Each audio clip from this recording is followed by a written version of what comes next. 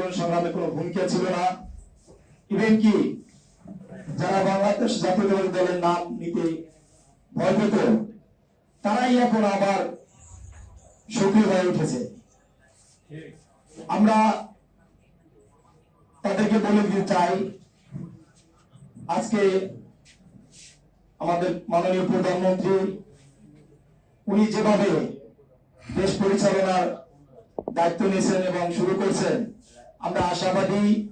আমরা দীর্ঘদিন আন্দোলন সংগ্রামে ওনার সেই ছোট্ট উক্তিটি আজকে বলতে চাই যে মিছিলের শেষ যে কর্মীটা থাকবে উনিও মূল্যায়িত হবেন। আমরা শেষ কর্মী না, আমরা সামনের কর্মী ছিলাম। যখন ঢাকা শহরে 8-10 জন লোক দৃশ্যমান আন্দোলন সংগ্রাম করছে, সেখানেও আমাদের ভূমিকা ছিল। এবং বিগত দিনে পেপার পত্রিকায়, মিডিয়ায়, সোশ্যাল মিডিয়ায় যে প্রচার প্রচারণা হয়েছে, সেগুলো যদি যাচাই বাছাই করা হয়, আজকে যারা উপস্থিত আছেন এখানে অনেকেই তাদের মধ্যে অনেকেই আছেন, তারা ছিল উপস্থিত ছিল। আমরা তাই